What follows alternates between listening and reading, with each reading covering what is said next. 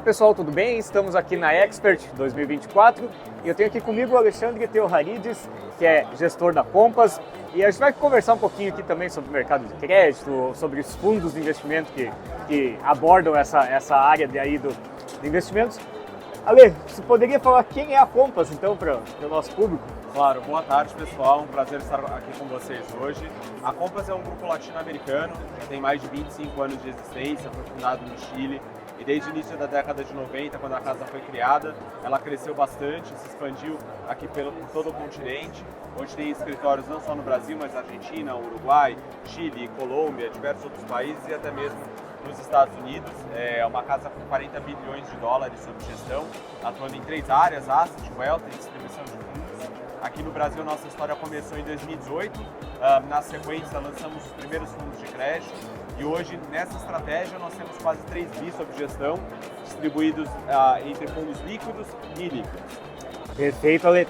E aí, já falando sobre o mercado de crédito, né? A gente passou um ano de 2023 que foi turbulento, né? A gente teve, Sim. Principalmente depois do que aconteceu com Americanas e Light, e aí Sim. outras empresas mais no faixa intermediária, não tão grandes quanto elas, mas vários problemas e os fundos tendo uma performance um pouco abaixo, até pela questão da tal abertura de spread, né? Que Sim. o investidor queria um prêmio de risco um pouquinho maior para comprar uma debênture e tudo mais. Isso mesmo. Depois primeiro ponto. 2023 foi um ano difícil, mas vocês passaram super bem. Então, qual foi esse diferencial aí da Compass que fez com que ela ficasse fora da maioria desses casos aí de empresas com dificuldade? Legal, acho que foi uma combinação de 2 fatores. Primeiro, uma visão macroeconômica. O nosso cenário já era muito conservador desde 2022, quando nós víamos a taxa de juros subindo aqui no Brasil e em outras economias, inflação com uma perspectiva ruim, o cenário fiscal ainda desafiador. Era uma combinação de fatores que nos deixou mais céticos em relação ao cenário macroeconômico e, como consequência, no posicionamento dos portfólios, nós decidimos sair daqueles setores mais cíclicos, como varejo, real estate e outros, e priorizar os setores mais defensivos, que nós sabemos que passam ilesos, com mais tranquilidade, em momentos de reversão do ciclo econômico. E foi o que aconteceu. Dessa forma, nós conseguimos evitar, por exemplo, o default de lojas americanas, aberturas de spreads intensas no setor de varejo, e outros casos, como o de Light, Sequoia, foram reflexo de decisões fundamentalistas, ou seja, visões mais negativas que nossos analistas tinham sobre essas empresas e por esse fator não carregávamos exposição a elas há muito tempo. Por exemplo, a Light era uma companhia que desde 2021 nós não tínhamos exposição porque víamos uma empresa com uma concessão específica ali no Rio de Janeiro que é majoritária, com um vencimento em 2026, sem previsibilidade de quem a empresa seria após o vencimento dessa concessão e com números muito frágeis para sustentar um investimento no crédito da companhia. Perfeito, Ale. E agora 2024 é um quadro um pouquinho diferente, né? A gente entra no ano com spreads altos e fechando. E agora, pelo menos eu ouvi de alguns gestores que a dificuldade é a contrária. Os spreads estão muito apertados, então como gerar resultado num ambiente como esse e como você vê daqui para frente, né? Quer dizer, o que veio até aqui em 2024 e como devemos seguir aqui nos próximos passos. Perfeito. É a nossa visão também, os prêmios hoje são menores, mas eles são menores por conta de alguns fatores específicos. Em especial a melhora dos fundamentos, então a deterioração que aconteceu em 2023 foi revertida esse ano.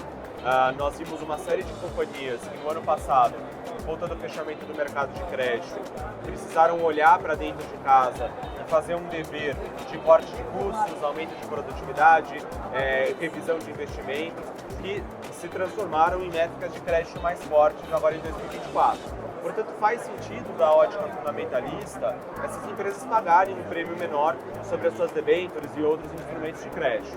E um outro fator é o fluxo muito forte para a classe. Nessa conjuntura, o que nós defendemos é com um mercado muito mais de carrego do que de fechamento generalizado de spread. Então nós temos priorizado papéis com menor duration, que ainda oferecem um bom carrego. Nós temos encontrado oportunidades especialmente em meio às companhias com rating AA ou Single A, e nessa conjuntura de mercado de crédito aberto, economia ainda crescendo e outros fatores têm entregado bons resultados. Nós temos também feito uma aposta em letras financeiras subordinadas dos grandes bancos. Os bancos passaram com enorme resiliência pela crise do ano passado e saíram com balanços extremamente sólidos, níveis elevados de rentabilidade. Então é uma outra fonte de retorno para as nossas carteiras. E uma terceira tem sido os produtos estruturados, rota sênior de FDIC especialmente. Esse é um mercado que nós vemos com prêmios ainda similares aos de 2023 e também com riscos cada vez menores, uma vez que os indicadores de inadimplência geral das carteiras dos FDICs estão diminuindo e há outros fatores que nos trazem convicção para essa classe. Então, essas são as alternativas que nós temos encontrado para manter um carrego elevado no portfólio. Apesar do fechamento, o D30, por exemplo, que é um dos carros-chefes da casa, permanece com um carrego bruto de CDI mais 2,30, portanto líquido para o investidor, entregando cerca de CDI mais 1,70, que é um prêmio muito exuberante na conjuntura atual. Perfeito, Ale. E aí, pegando o gancho, né, você falou sobre o fundo D30, você poderia comentar sobre quais são as estratégias, os veículos que vocês têm na área de crédito e, enfim, para qual investidor cada um encaixaria melhor, até para Claro. quem está vendo. Eu sei que temos aí o fundo D0D1, D30, D180, mas se puder falar, até vem de primeira mão aí a informação. Com certeza. Bom, o Credit Selection, o nosso fundo D0D1, é voltado para um investidor não apenas mais conservador, mas que também precisa dessa liquidez mais alta.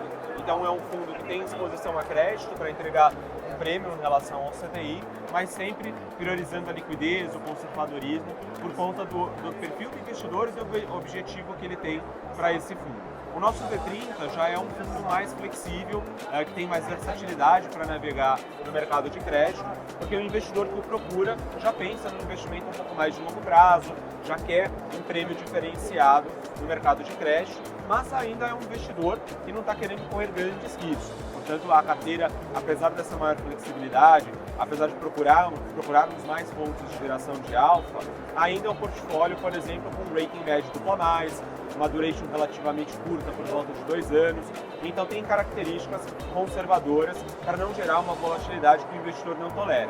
No nosso fundo D180, que é outra estratégia importante da casa, aqui sim nós investimos em crédito mais high yield. Então é para um perfil de investidor bem de longo prazo, um investidor mais arrojado, que entende que é uma classe na qual pode haver algum tipo de volatilidade no curto prazo, mas que a longo prazo entrega prêmios muito mais exuberantes do que nós temos na categoria high grade. Tanto que o portfólio hoje roda com um carrego bruto próximo do CDI mais 6, então um carrego muito mais elevado, que gera um retorno muito maior para o investidor, mas que para ser alcançável, para que o investidor de fato consiga monetizar esse carrego, é importante ter essa visão de longo prazo por conta da natureza dos ativos. Perfeito, Ale. Eu queria agradecer pela presença, eu sei que foi um bate-papo bem legal, deu para entender muito bem aí sobre a questão da estratégia, momentos de mercado. Agradecer também a quem acompanhou o vídeo e qualquer dúvida permanece à disposição. Obrigado, pessoal. Obrigado, pessoal, foi um prazer.